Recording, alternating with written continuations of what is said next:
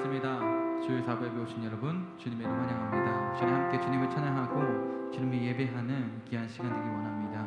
우리 함께 나는 예배자입니다. 찬양하겠습니다.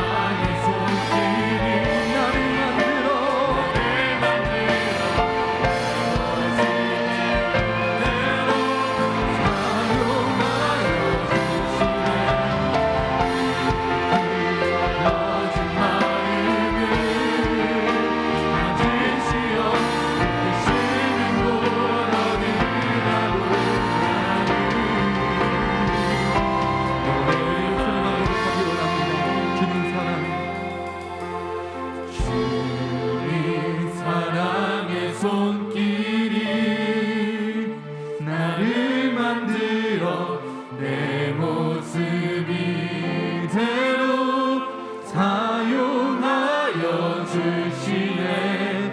그 들어진 마음을 만지시어 이끄시는 곳 어디라도 나는 노래하리. 주님이 이끄신 그곳에서 우리도 주님을 찬양하는 우리의 삶이 되기 원합니다. 우리 시간 일어나셔서 주님의 이름을 찬양하기 원합니다.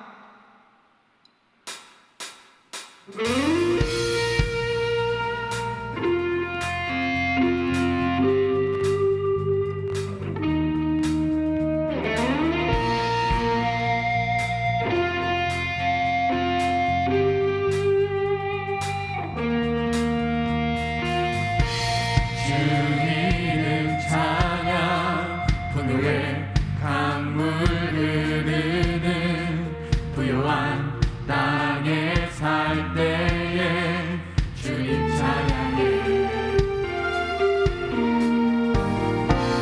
주님의 찬양 거칠은 광야와 같은 인생길 걸어갈 때도 주님 찬양해. 모든 축복 주신 주님 찬양하리. 어두운 날이 다가와도 난 외치리. 주의 이름을 찬양해. 주의 이름을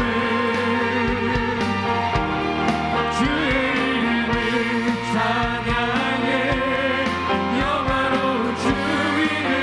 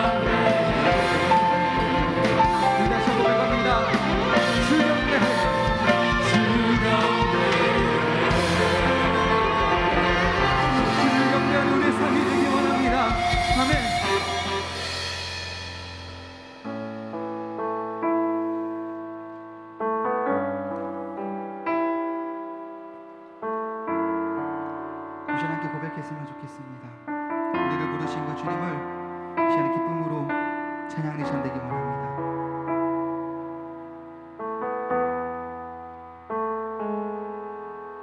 주님 나를 부르셨네. 놀라운 사랑으로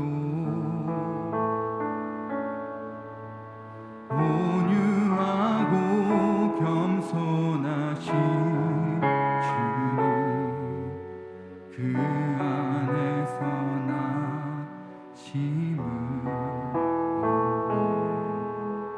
주님 나와 함께하네. 어두운 세상 속에도 처음과 나중 되시는 주님, 나 주와 함께 걸으리. 그 나라에서 주님의 얼굴 보리라. 그 품 안에서 나 주를 노래하리라. 내 모든 눈물 다 닦아주실 그날 바라보며 주와 함께 가리라.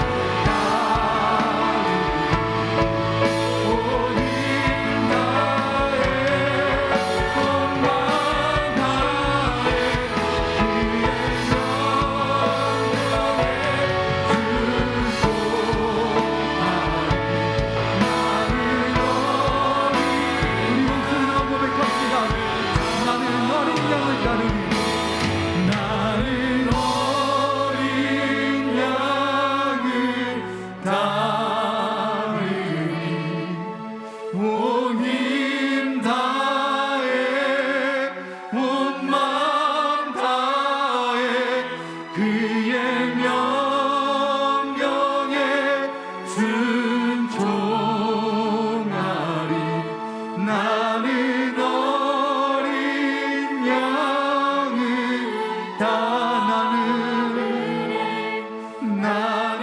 어린 양을 따르리 온 힘 다해 온 맘 다해 그의 명령에 순종하리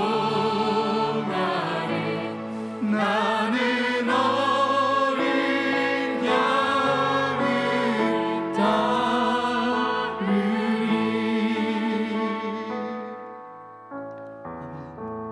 우리 기도했으면 좋겠습니다. 우리 고백했던 찬양처럼 모든 세상에 모든 만물의 창조주 되시는 그 주님께서 우리를 부르십니다.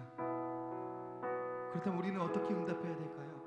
이 찬양의 고백처럼 주님 안에서, 주님 그 품 안에서 살아가기 원한다고 고백하는 우리 고백이 되기 원합니다. 그래서 최종적으로 우리가 주님과 함께 걸어가는 삶이 되기 원했다고 고백했으면 좋겠습니다.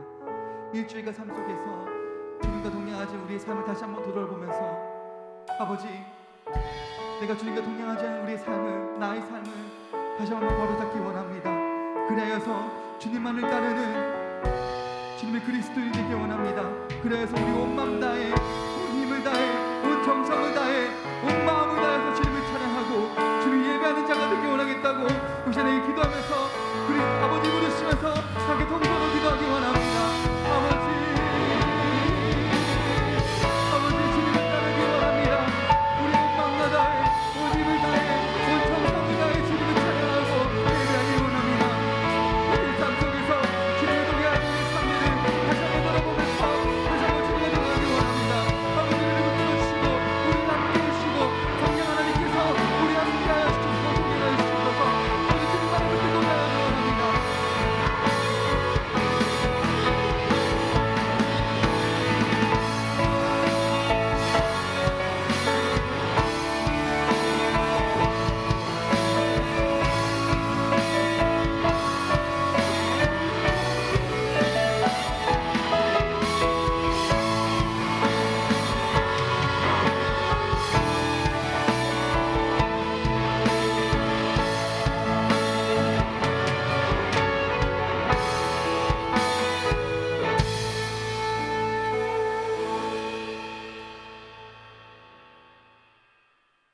하나님 아버지 감사합니다. 이렇게 주일날 주님 앞에 나와서 함께 예배를 드릴 수 있게 하시고 저희들을 한 곳으로 모아서 함께 하나님을 찬양할 수 있게 하시니 감사합니다.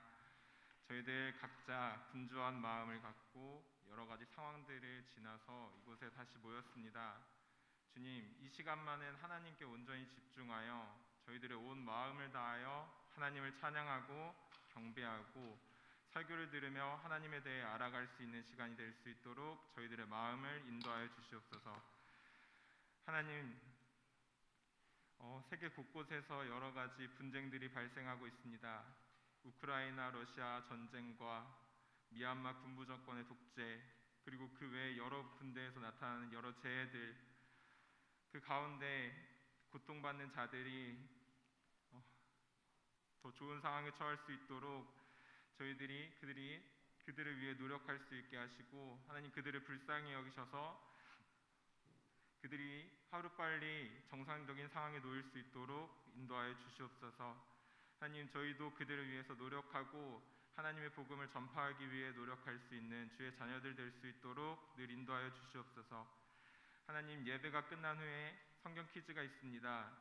하나님에 대해서 지식적으로 알아가는 시간인데, 지식적으로 하나님을 배우는 것도 중요하지만 설교 말씀을 들으면서 생활 속에서 하나님에 대해서 직접적으로 경험적으로 알아갈 수 있는 청년들 될 수 있게 도와주시고, 이 시간을 통해 주님이 주신 은혜, 주님이 이미 베풀어 주신 은혜를 생각하며 하나님께 감사를 올려드릴 수 있는 청년들 될 수 있도록 늘 함께하여 주시옵소서. 감사합니다. 예수님의 이름으로 기도합니다. 아멘.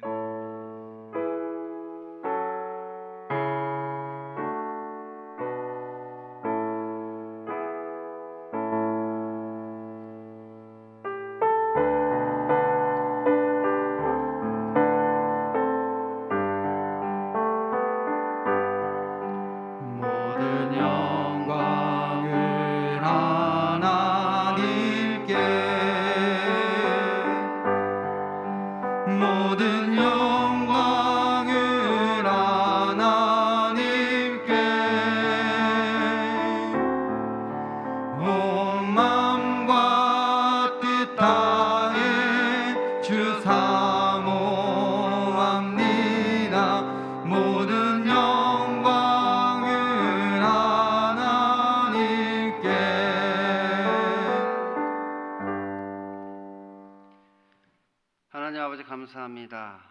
오늘도 이렇게 복된 날 하나님 앞에 나와서 하나님을 예배하게 하시니 감사합니다. 우리를 예배의 자리로 불러주시니 너무나 감사합니다. 이 예배 가운데 하나님께서 임재하여 주시고 홀로 영광 받아 주옵소서. 저희들이 이 시간 하나님께 귀한 예물을 드립니다. 우리의 마음과 정성을 담아 드리오니 하나님께서 기뻐 받으시는 예물 되게 하여 주시고 우리의 삶을 하나님께 드리오니 우리들의 삶 가운데 하나님께서 나타나 다스리고 통치하여 주옵소서. 나의 모든 것을 하나님께서 주장하여 주시고 나의 삶 속에서 하나님 역사해 주심으로 오늘도 하나님 만나고 하나님께 영광 돌리는 역사가 우리의 삶 가운데 있게 하여 주옵소서. 이 물질을 맡은 자에게 지혜 주시고 신실한 청지기가 되게 하여 주셔서 이 물질이 쓰여지는 곳마다 하나님 나라의 복음이 증거되고 하나님의 나라가 확장되는 역사 있게 하여 주옵소서. 예수님 이름으로 기도드립니다. 아멘.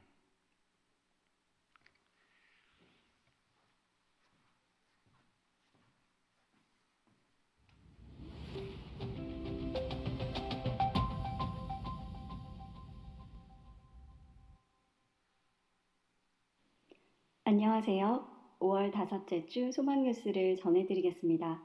첫 소식입니다. 6월 15일부터 17일까지 주서택 목사님을 모시고 내적 치유 부흥 사경회가 있습니다. 훌륭한 강사님을 모셨으므로 1시간도 빠지지 말고 사모함으로 참여하여 내 안에 울고 있는 내가 치유될 수 있기를 바랍니다. 이번 주 담임 목사님의 일정은 29일 본교 안수집사회 모임, 31일 성서공예 이사회, 6월 1일 안병호 목사님 딸 결혼 주례가 있습니다. 지혜롭고 은혜 가운데 잘 감당하도록 기도를 부탁드립니다. 이번 주 수요일은 제8회 지방선거일로 휴무일입니다. 투표하시고 수요 저녁 기도회에 나오시기 바랍니다.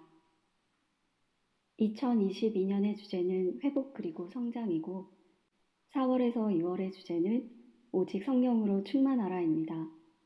이번 회기에는 성령 충만을 간구하며 살 수 있기를 바랍니다. 코로나19 이전의 예배로 회복할 수 있기를 바랍니다. 감염자 외에는 모두 예배에 나오시기 바랍니다. 6월부터 예전대로 차량 운행을 재개합니다. 차량 봉사부에서는 차질 없이 잘 운행해 주시고 이용자들은 홈페이지와 1층 게시판을 참고하여 시간과 장소를 잘 숙지하여 이용에 불편함이 없기를 바랍니다. 그리고 6월에도 봉사자들을 위한 식사를 간단히 준비하겠습니다. 하반기 주일학교를 세워나갈 정교사 및 보조교사를 모집합니다. 다음 세대를 위하여 귀한 섬김을 해주실 분은 교육부 총괄부장에게 문의해 주시기 바랍니다. 제8기 성경 일독반을 모집합니다. 교육은 매주 주일 2시 30분부터 4시 30분까지 진행됩니다. 자세한 내용과 신청은 1층 게시판을 참고해 주시기 바랍니다. 키르기즈스탄의 조용진 선교사님이 일시 귀국하셨습니다. 은혜 가운데 일을 잘 마치고 출국할 수 있도록 기도해 주시기 바랍니다. 교회 앞 도로면 주차를 삼가주시고 개인주택단지 쪽 공영주차장과 소망교회 주차장을 이용해 주시기 바랍니다. 최근 차별금지법 공청회가 성사되는 등 법 제정을 위한 움직임들이 있습니다. 차별금지법 안에는 종교의 자유를 억압하고 동성애를 옹호하는 독소 조항이 있습니다. 이러한 법이 제정되지 않도록 함께 기도해 주시기 바랍니다. 한동훈 장로님, 조영숙 권사님이 4층과 5층 벽걸이 시계를 헌물해 주셨습니다. 감사합니다.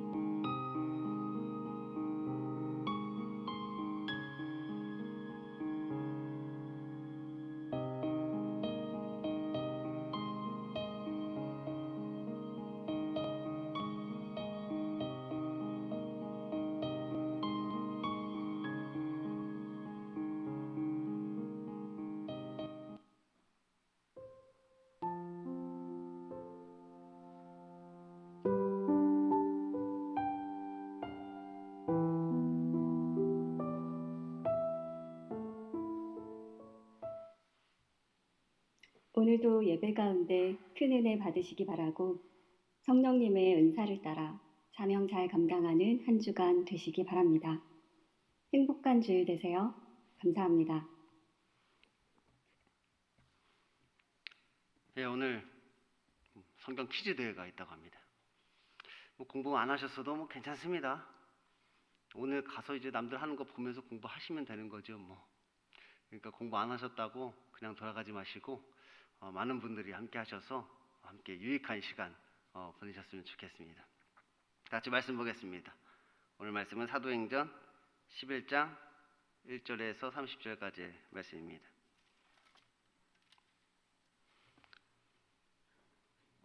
사도행전 11장 1절에서 30절입니다. 신약성경 206쪽에 있습니다. 사도행전 11장 1절에서 30절 한 절씩 교독하도록 하겠습니다. 제가 먼저 읽겠습니다.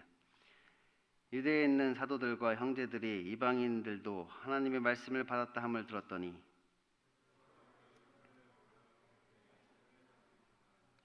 이르되 내가 무할례자들의 집에 들어가 함께 먹었다 하니 이르되 내가 요파시에서 기도할 때 황홀한 중에 환상을 보니 큰 보자기 같은 그릇이 내 귀에 메어 하늘로부터 내려 내 앞까지 들이었거늘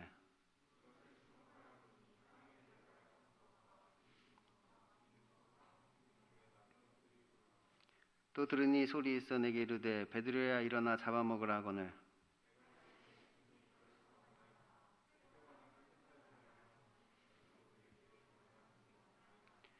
또 하늘로부터 두 번째 소리 있어 내게 이르되 하나님이 깨끗하게 하신 것을 내가 속되다고 하지 말라 하더라.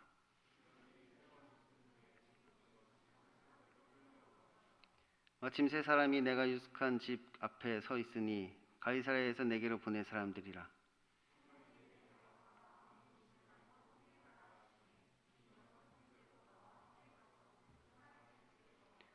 그가 우리에게 말하기를 천사가 내 집에 서서 말하되 내가 사람을 요바로 보내어 베드로라 하는 시몬을 청하라.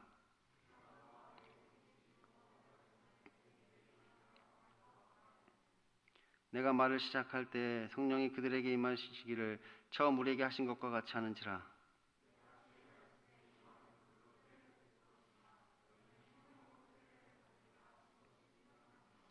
그런즉 하나님이 우리가 주 예수 그리스도를 믿을 때 주신 것과 같은 선물을 그들에게도 주셨으니 내가 누구에게 하나님을 능히 맡겠느냐 하더라.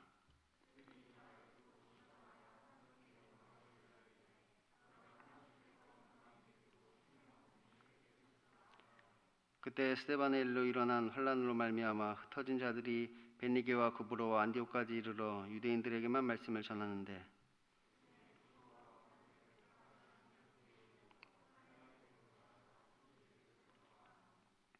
주의 손이 그들과 함께 하심에 수많은 사람들이 믿고 주께 돌아오더라.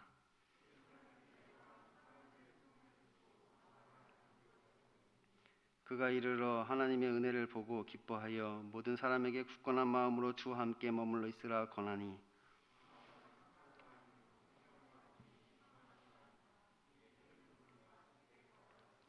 바나바가 사울을 찾으러 다소에 가서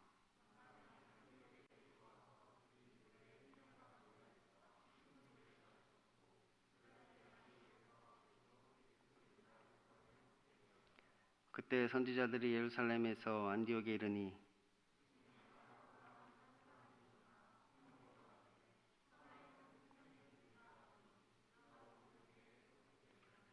제자들이 각각 그 힘대로 유대에 사는 형제들에게 부조 보내기를 작정하고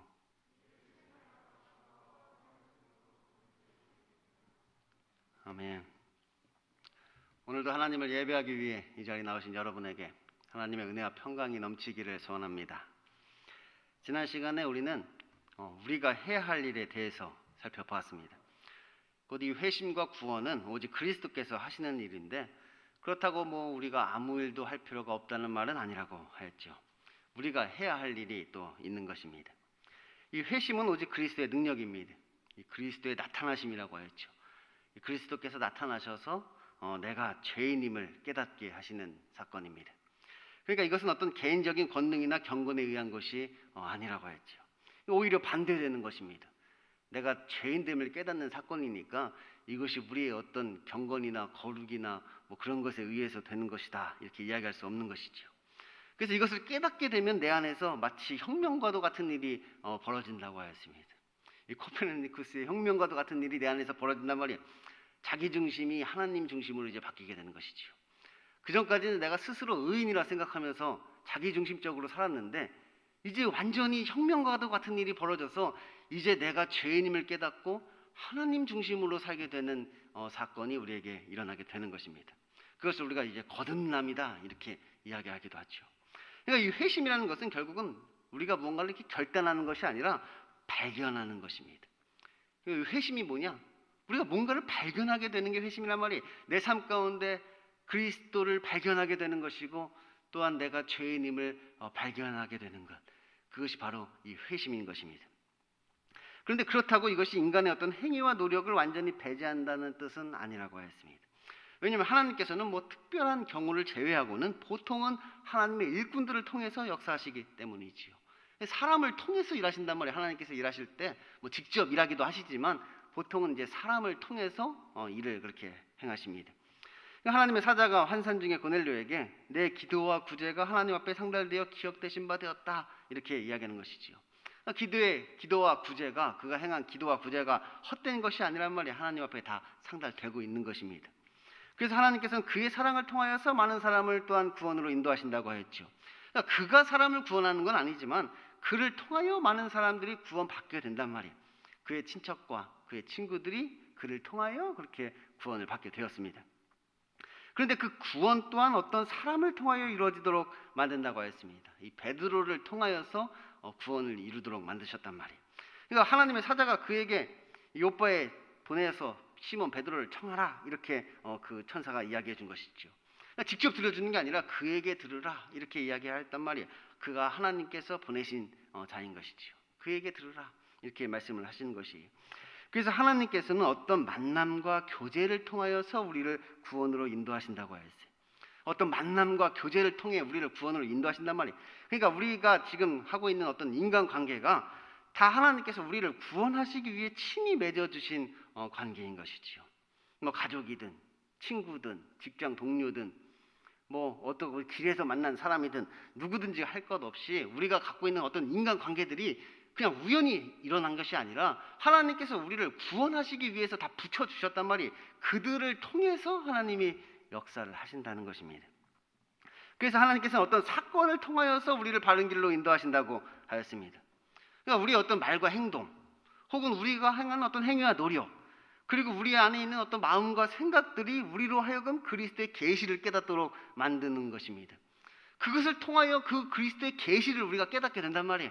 하나님의 말씀을 깨닫게 된단 말이에요. 그리고 하나님께서는 지금 우리의 삶 가운데 어떤 상황과 환경을 통하여서 자신의 뜻을 그렇게 깨닫게 하시는 것이지요. 나의 지금 인생 가운데 벌어지고 있는 뭐 어제 벌어졌던 그리고 오늘 벌어지고 있는 또 내일 벌어질 어떤 일들을 통하여서 우리로 하여금 하나님의 뜻을 깨닫도록 만드신다는 거예요. 말씀을 깨닫게 하신단 말이에요. 그래서 믿는 자들이 하나님의 뜻 안에서 서로 하나가 되도록 역사하시는 것이지요. 그렇게 우리를 다듬어 가신다는 것이에요. 그래서 이것을 깨닫는 사람들은 다 성령을 받고 그 성령의 능력을 경험하며 이제 하나님께 영광을 돌리게 되는 것입니다. 그리고 그들은 모두 세례를 받고 이제 새 사람으로 거듭나서 이제 새로운 인생을 그들은 살게 되는 것이지요. 이 복음 맡은 자로서의 역할을 이제 감당하게 되는 것입니다. 그리고 하나님께서는 그들을 통하여서 이제 또 다른 구원을 계속해서 이루어 가시지요. 이게 계속 반복된단 말이에요. 하나님이 하시는 일이 이것을 계속 반복하시면서 우리의 인류의 역사를 이끌어 가시는 것입니다. 하나님께서 베드로에게 말씀하셨습니다. 하나님께서 깨끗하게 하신 것을 네가 속되다 하지 말라. 이렇게 베드로에게 말씀하셨죠. 곧 우리가 부정하다고 거부한 그 사람이 하나님께서 나에게 보내신 사람일 수도 있는 것이고 우리가 이것은 너무 세속적이다 이렇게 무시했던 그 사건들 그 일들이 하나님께서 자신의 뜻을 우리에게 깨닫게 하기 위해서 하나님께서 친히 일으키신 사건일 수도 있다고 하였습니다. 이해할 수 없는 사람들이 있단 말이에요. 다 있잖아요. 여러분 주변에 저 사람은 정말 이해할 수가 없다. 저 사람 나한테 진짜 왜 이러는 거지? 뭐 억하심정이 있나? 왜 나한테 왜 저러는 거야? 뭐 이해할 수 없는 사람들이 있는데 우리가 그를 이해할 수 없는 이유가 뭐냐? 하나님의 뜻을 아직 깨닫지 못했기 때문에 그 사람이 이해가 안 되는 거예요. 하나님의 뜻을 깨달으면 이제 그 사람이 왜 저러는지가 이제 이해가 되는 것이지요. 정말 이상한 일들이 벌어진단 말이에요. 왜 나에게 자꾸 이런 일들이 벌어지는 걸까? 막 이상한 일들이 계속 벌어져. 도대체 나한테 왜 이런 일들이 벌어지는 거지? 그게 이상한 이유는 하나님의 뜻을 아직 깨닫지 못했기 때문에 그 일들이 이상하게 느껴지는 것이란 말이에요. 우리가 거기 가운데 하나님의 뜻을 발견해야 된단 말이에요. 사실 그래서 제가 하는 제자훈련도 그런 것입니다. 제가 제자훈련을 할 때 그것을 깨닫게 하는 거예요. 우리가 어떤 만난 사람들이나 우리에게 일어난 어떤 사건들 가운데 우리가 잘 이해가 안 되는 일들이 무엇인가, 그 가운데 숨겨진 그 하나님의 뜻을 깨달아야 하는 것이죠. 설교를 할 때는 이 말씀을 해석하고, 제자훈련 할 때는 여러분의 삶을 해석하고, 그래서 우리의 삶 가운데 하나님이 하시는 일들을 해석해서 제가 알려드린단 말이에요. 우리에게 그게 필요하단 말이에요. 그래서 우리의 삶을 좀 해석해야 됩니다. 그래서 우리의 삶 가운데 일어나는 이런 일들을 우리가 해석해서 그 가운데 하나님의 뜻이 무엇인지를 우리가 깨달아야 되는 거예요. 그러니까 지금 우리에게 벌어지는 어떤 인간관계나 어떤 사건들이 그냥 일어나는 게 아니란 말이에요. 그냥 우연히 그렇게 이루어지는 것이 아니란 말이에요. 이 세상에 우연이라는 것은 없단 말이에요. 하나하나 사소한 일조차도 다 하나님께서 계획하신 것이고, 계획하신 데는 다 그 이유가 있는 것이죠. 그 이유를 발견해야 되는 것이. 그래서 우리는 그곳에서 그 이유를 발견한단 말이에요. 그 하나님의 뜻을 발견하게 되는 것입니다. 그리고 우리는 이제 하나님의 뜻에 따라서 그 하나님이 원하시는 그 일을 우리가 해 나가야 된다고 했죠. 대부분은 그것이 무엇이냐? 우리를 회개케 하시는 일들을 하신단 말이에요.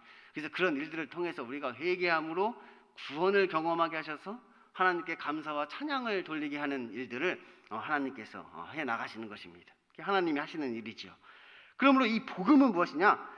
우리들의 삶 속에서 그렇게 살아서 역사하시는 그 하나님을 만나는 것이라고 제가 말씀을 드렸습니다. 그분을 만나야 된단 말이에요. 지금도 바쁘게 일하시는데 우리가 그분을 보지 못하고 있는 것뿐이에요. 그분을 빨리 발견해서 그 하나님이 하시는 그 일들을 우리가 발견해야 하는 것이죠. 하나님을 그렇게 만난단 말이에요. 하나님의 구원하심이 무엇인지를 이제 깨닫게 된단 말이에요. 그래서 우리 인생 가운데 그리스도께서 나타나셔서 그분의 그 크신 뜻이 무엇인지를 우리로 하여금 알게 하시는 것이지요. 그래서 하나님 영광 받으시는 것입니다. 그래서 그렇게 우리의 삶 가운데 하나님께 영광을 돌리는 자들이 누구냐? 그들이 바로 이 그리스도인이다, 이렇게 이야기하는 것이에요. 그러니까 교회만 다닌다고 다 그리스도인인 것이 아니라 우리들의 삶 가운데 그 하나님의 뜻을 깨닫고 그 하나님의 뜻 안에서 오직 하나님께 영광 돌리는 자들이 바로 이 그리스도인인 것이지요. 여기서 이 그리스도인이라는 호칭은 이 그리스도에게 속한 사람들이라는 뜻으로, 이것은 사실은 불신자들이 그들에게 붙여준 이름입니다. 불신자들이 저들을 보면서 저들은 그리스도인이다, 이렇게 이야기했다는 것이에요.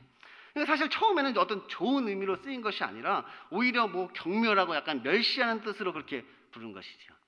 세상 사람들이 우리를 이렇게 예수쟁이다 이렇게 이야기하잖아요. 좋은 뜻은 아니잖아요. 그들이 우리에게 좋은 뜻으로 하는 것은 아닌데, 이 그리스도인이 마찬가지란 말이에요. 우리가 이렇게 예수쟁이다 이러는 것처럼 저 사람들은 그리스도인이야 그렇게 약간 경멸하듯이 부르는 호칭이 이 그리스도인이었단 말이에요. 왜 그렇게 그리스도인이다, 예수쟁이다 왜 이렇게 부르느냐? 그들은 주 예수 그리스도를 전파했기 때문입니다. 그들이 주 예수 그리스도를 전파했기 때문에 사람들이 그들에게 그렇게 그리스도인이다, 예수쟁이다 그렇게 이제 부르게 된 것이지요. 여기서 이 주 예수 그리스도, 이 주라는 단어는 이 퀴리오스라는 단어인데, 이거 사실 황제를 지칭하는 단어입니다. 그 당시에 주, 그러면 이 황제를 지금 로마 황제를 지금 그렇게 지칭했단 말이에요. 황제가 퀴리오스였단 말이에요. 그런데 그리스도인들은 뭐라고 얘기하느냐? 로마 황제가 퀴리오스가 아니라 예수가 퀴리오스다, 이렇게 지금 그들이 이야기했다는 거예요. 그래서 그들이 그리스도인이다 이렇게 부름을 받게 된 것이죠. 그러니까 이것은 정치적으로 보면 대단히 위험한 발언인 것입니다. 실제로 그리스도인들이 그것 때문에 큰 핍박을 받기도 했어요. 이 로마 시대에 이 주 예수가 퀴리오스라는 것을 증거했다는 이유로 이 황제에 대한 어떤 정황 세력이다 그래가지고 정치적인 이유로 사형도 당하고 화형도 당하고 그랬었던 것이지요. 그래서 그들이 그것 때문에 그렇게 고통을 당했단 말이에요. 핍박을 많이 받게 된 것입니다. 그리고 그리스도인이라는 이름은 그들만의 어떤 삶의 방식 때문에 또한 그들이 그렇게 불렀다는 거예요. 단순히 주 예수가 그리스도다 이런 말 하나 때문에 그렇게 된 것이 아니라 그의 삶의 방식이 그랬단 말이에요. 그러니까 주 예수를 전할 뿐 아니라 예수님을 주로 모시는 그들의 삶이 있었기 때문에 또한 불신자들이 그들을 하여금 그리스도인이다, 그리스도에게 속한 자이다 이렇게 부르게 된 것이지요. 다시 말하면 그들은 굳건한 마음으로 주와 함께 머무는 삶을 그들이 살았다는 거예요. 바나바가 그들에게 권면한 대로 주와 함께 머무는 삶, 굳건한 마음으로 주님과 함께 머무는 삶을 살았기 때문에 이 불신자들이 그들을 보면서 저들은 그리스도인이다 이렇게 이야기를 했던 것이지요. 그래서 사실 이 그리스도인들은 자신의 존재를 숨길 수가 없었습니다. 이 그리스도인들은 자신의 존재를 숨길 수가 없단 말이에요. 그러니까 불신자들이 딱 보면 저 사람은 그리스도인이라는 것을 아는 것이지요. 목숨을 걸었으니까. 이것에 목숨을 건 자들이기 때문에 세상 사람들이 보면 저 사람은 그리스도인이야 알 수가 있었단 말이에요. 그러니까 그리스도인이라는 호칭은 사실은 나 자신에게 쓰는 말이 아니라 다른 사람에 의해서 그렇게 불려지는 말이란 말이에요. 비로소 그리스도인이라 일컬음을 받게 되었더라.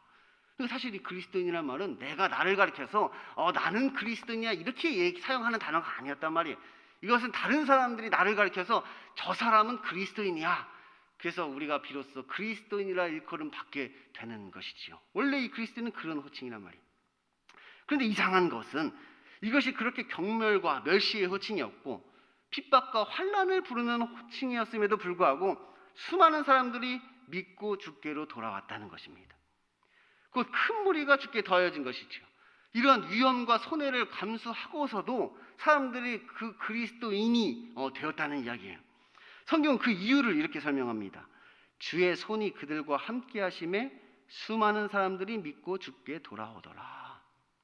어떻게 그렇게 되었느냐? 주의 손이 그들과 함께 하셔서 그렇게 되었다. 이렇게 성경은 기록하는 것이죠. 그러니까 우리가 주라고 부르는 그 예수 그리스도, 그분의 능력이 그들과 함께 하였기 때문에 이러한 위험과 손해를 감수할 수 있었을 뿐만 아니라 그러면서까지 이 주 예수를 전파하고 굳건한 마음으로 그 주 예수와 함께하는 삶을 살게 되었던 것이죠. 주 예수의 손을 발견하게 됐단 말이에요. 그들의 삶 가운데 그 예수 그리스도의 능력, 그의 손이 나와 함께 하심을 그들이 발견하였던 거예요. 그래서 그들은 어떤 위험과 손해를 감수하면서까지 그런 삶을 살게 된 것이지요. 그래서 그들은 오히려 경멸과 멸시의 호칭이었던 이 그리스도인이라는 이름을 매우 자랑스럽게 생각했다는 것이. 그리고 자신이 비로소 그리스도인이라 일컬음을 받게 되었을 때 그것을 매우 영광스럽게 생각했죠. 본문도 되게 영광스럽게 기록하고 있잖아요. 그들이 비로소 그리스도인이라 일컬음을 받게 되었더라. 그러니까 원래 그렇게 영광스러운 이름이 아닌데 그들은 이 이름을 아주 영광스럽게 생각했단 말이에요. 이 예수쟁이다, 예수쟁이라는 이름을 내가 누군가가 나에게 예수쟁이라 그러면 그것을 자랑스럽게 영광스럽게 생각하는 것이죠. 비로소 내가 예수쟁이라는 이름을 내가 듣게 되었구나. 그렇게 생각을 했단 말이에요. 한편 이 그리스도인이라는 이름은 이제 기독교와 유대교의 분리를 가져오게 됩니다. 어떻게 보면 지금 오늘 우리가 읽은 이 말씀이 이 그리스도교, 기독교의 탄생을 지금 우리에게 이야기해주고 있는 거예요. 그러니까 그 전에는 이 기독교를 유대교의 한 분파라고 생각을 했습니다. 그런데 이제 이것이 완전히 다른 종교가 된 것이죠. 그러니까 그 전까지는 이 기독교 예수님을 믿는 이 종교가 유대교였다면 유대교, 회당에서 말씀을 전하고 그러니까 유대교의 한 분파로 그냥 그렇게 받아들여졌던 것이에요. 근데 오늘 이후로는 이것이 유대교의 한 분파가 아니라 기독교라는 새로운 종교가 이제 탄생하게 되었다는 거예요. 그럼 그 계기가 무엇이냐? 그것이 바로 이 무할례자들에게 성령이 임하면서 그렇게 된 것입니다. 이방인들에게 성령이 임하면서 이제 기독교가 이제 탄생하게 됐다는 거예요.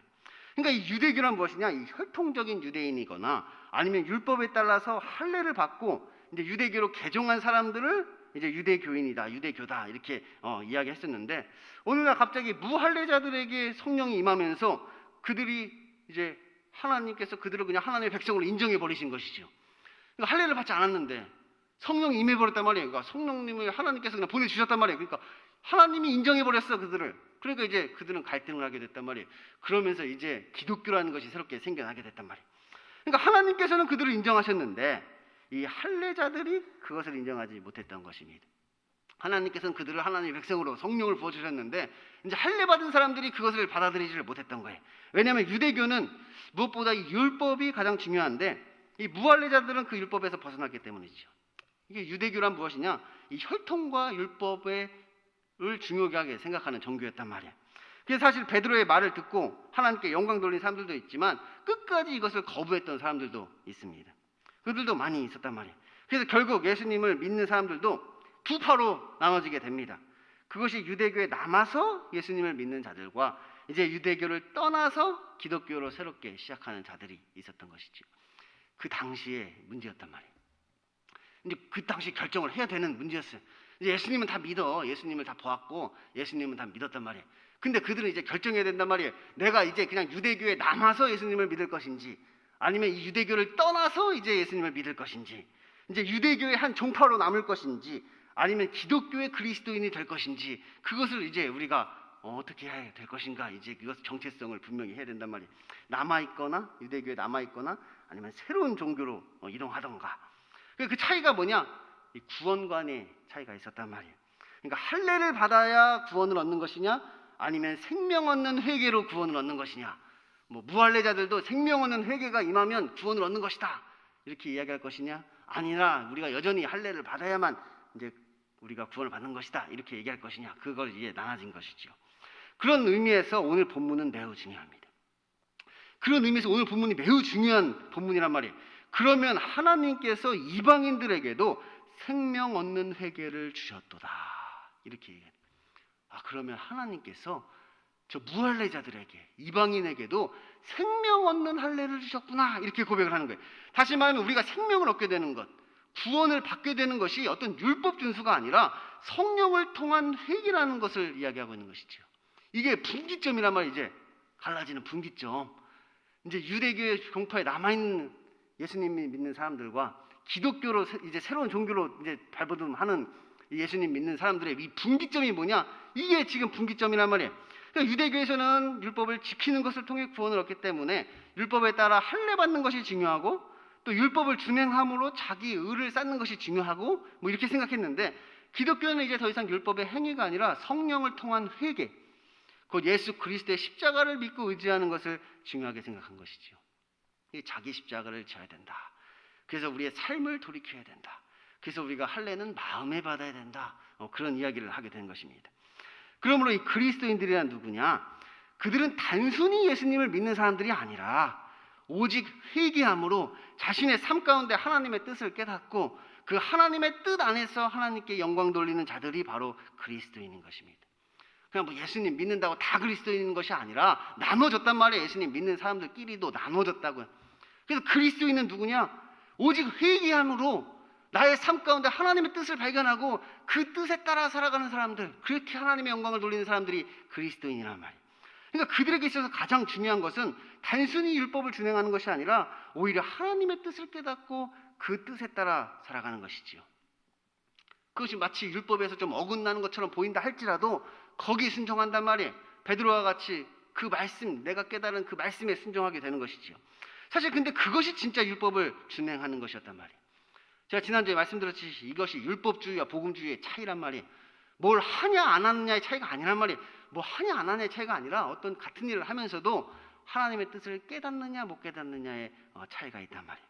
베드로는 말합니다. 내가 주의 말씀에 요한은 물로 세례를 베풀었으나 너희는 성령으로 세례를 받으리라 하신 것이 생각났노라.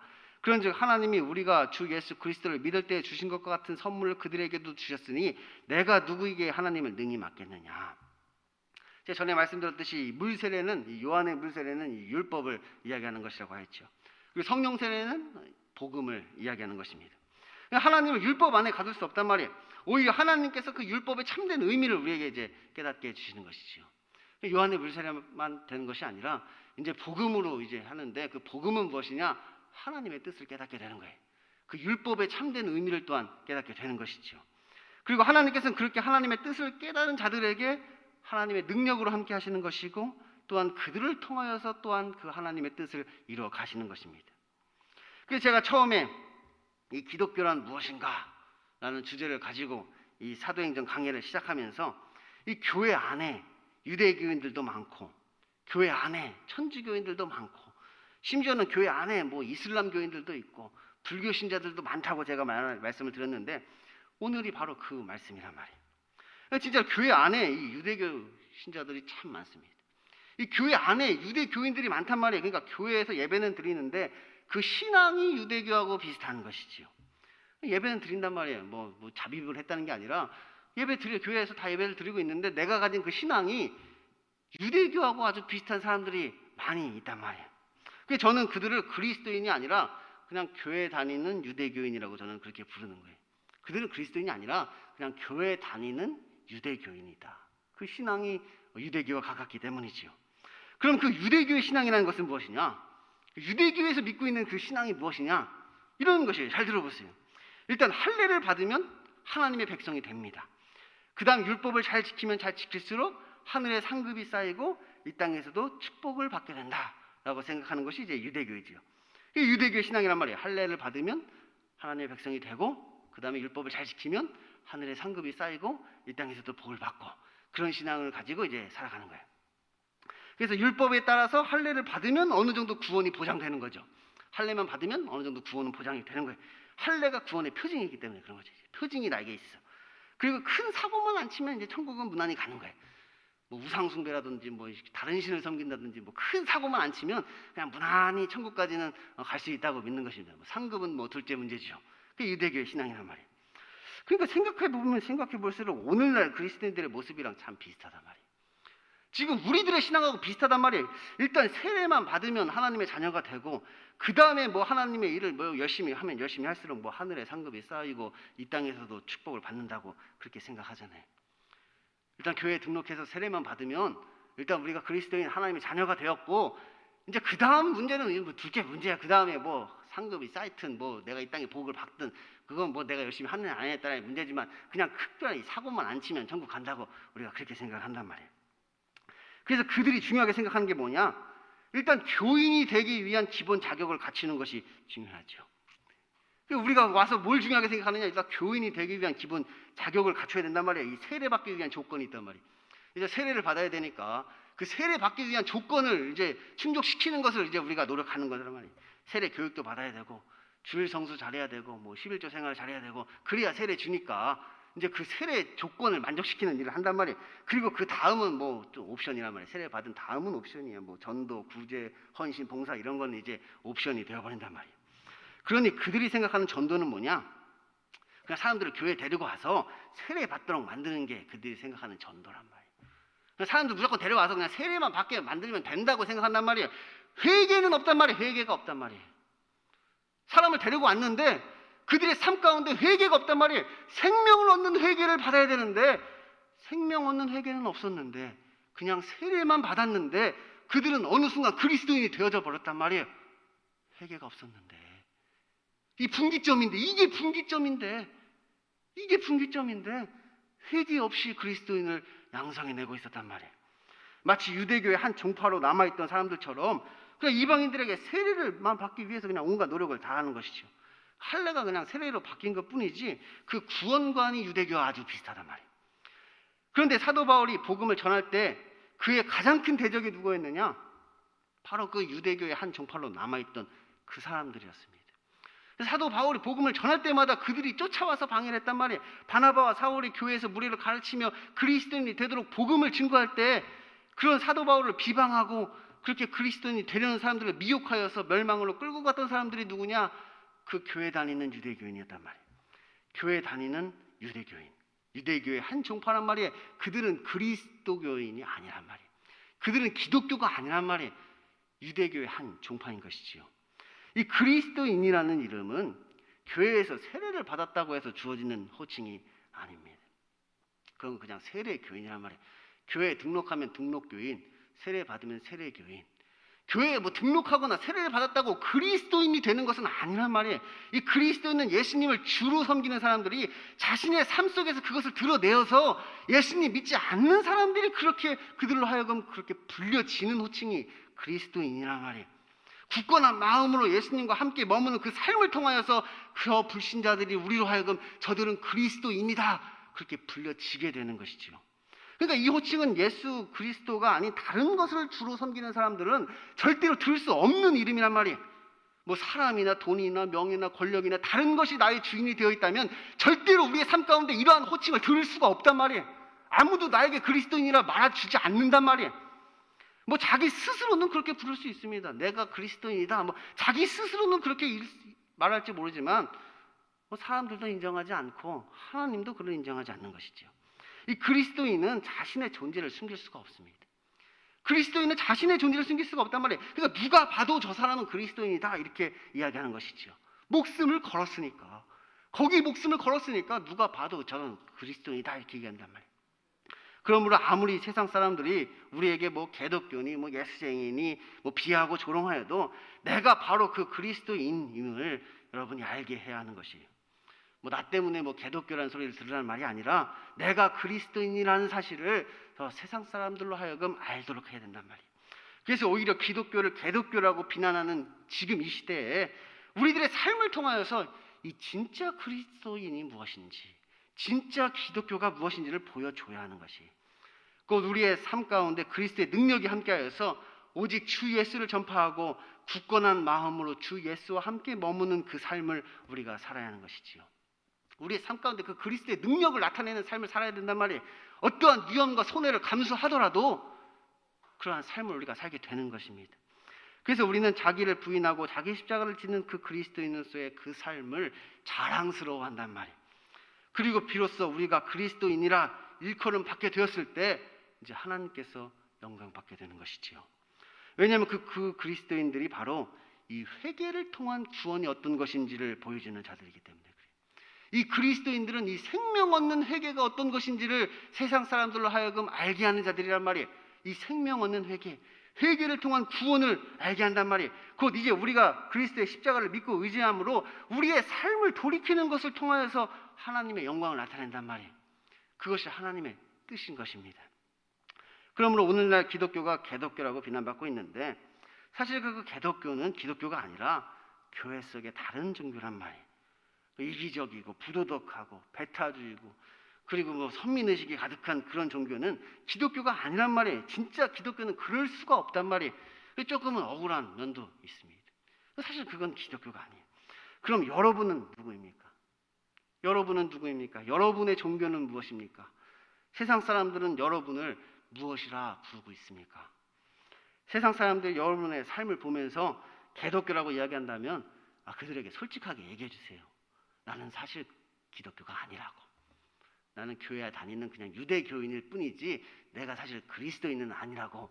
그래서 기독교가 욕먹게 만들어주지는 말란 말이에요. 그리고 여러분이 만약에 진짜 그리스도인이라면 여러분의 삶을 통해 그것을 증명해 보이시란 말이에요. 여러분이 진짜로 그리스도인이라면 여러분의 삶을 통해 그것을 증명해 내시란 말이에요. 하나님께서 그것을 인정하시도록 많은 사람들이 그것을 인정하도록 여러분이 그것을 증명해 보란 말이에요. 이 그리스도인 그들은 단순히 예수님을 믿는 사람들이 아니라 오직 회개함으로 자신의 삶 가운데 하나님의 뜻을 깨닫고 그 하나님의 뜻 안에서 오직 하나님의 영광을 드러내는 자들입니다. 그러니까 그들에게 있어서 가장 중요한 것은 하나님의 뜻을 깨닫고 그 하나님의 뜻에 따라 살아가는 것이 우리의 변화된 삶을 통하여 그것을 보여줘야 된단 말이에요.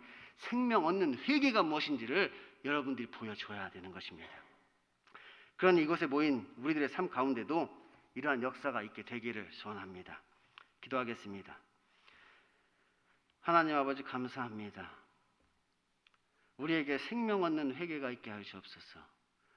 성령님께서 우리를 회개케 하심으로 우리를 구원하시고 우리의 변화된 삶을 통하여 하나님께 영광 돌리는 삶이 되게 하시옵소서.